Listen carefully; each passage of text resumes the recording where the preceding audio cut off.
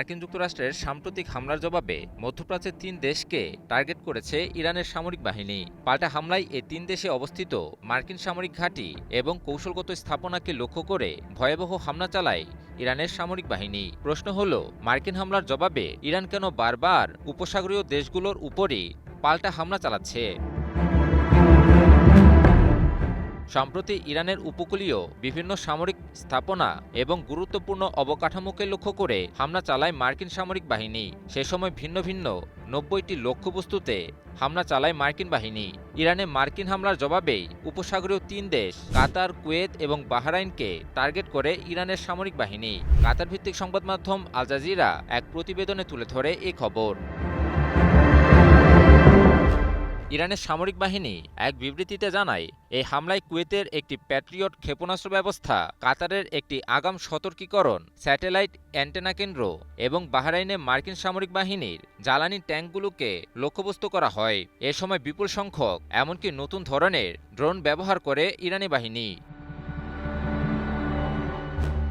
এছাড়াও কুয়েতের camp Arifjan ও আলী আল সালেম বিমান ঘাঁটি, বাহরাইনের জুফায়ের ও শেখ ইসা ঘাঁটিতে অবস্থিত মার্কিন সামরিক স্থাপনাগুলোকে লক্ষ্য করেও হামলা চালায় ইরানের সামরিক বাহিনী। এমনকি মার্কিন হামলা অব্যাহত থাকলে এই অঞ্চলের অন্যান্য উপসাগরীয় দেশগুলোতে অবস্থিত মার্কিন সামরিক ঘাঁটিগুলোতেও তাদের হামলা প্রসারিত করা হবে বলেও সতর্ক করে দেয় আইআরজিসি।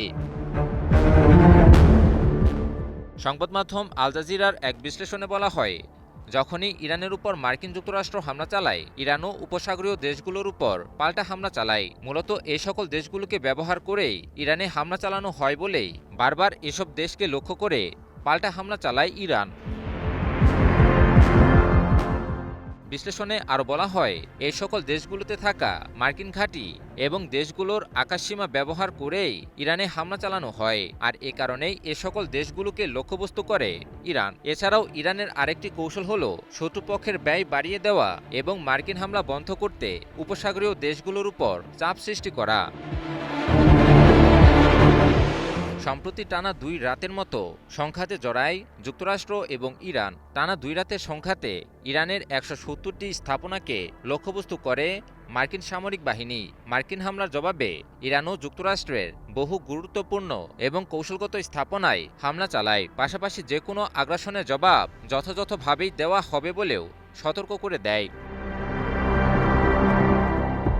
ইরানের কৌশল অনেক ক্ষেত্রে কাজে দিলেও একগুঁয়ে যুক্তরাষ্ট্রের আগ্রাসী মনোভাবের কারণে সংঘাত থামার কোনো লক্ষণ দেখা যাচ্ছে না। যুদ্ধবিরতি, আলোচনা এবং সমঝোতা স্মারকে সইয়ের পরও ইরানের বিরুদ্ধে বারবার সংঘাতে জড়াচ্ছে মার্কিন যুক্তরাষ্ট্র। আসলে ইরানকে কোনোভাবে বাগে আনতে না পারাতেই বারবার আগ্রাসনের পথকেই বেছে নিচ্ছে সাম্রাজ্যবাদী রাষ্ট্র যুক্তরাষ্ট্র। JBS holdings limited.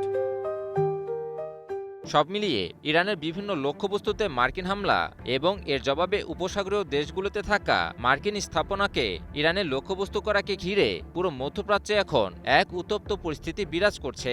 ইরান যুক্তরাষ্ট্র পরিস্থিতি ক্ষণে ক্ষণে পরিবর্তিত হওয়ায় মধ্যপ্রাচ্য এক বড় সংকটের দিকে এগিয়ে যেতে পারে বলে মনে করছেন বিশ্লেষকেরা। ইমন আলী, নিউজ 24।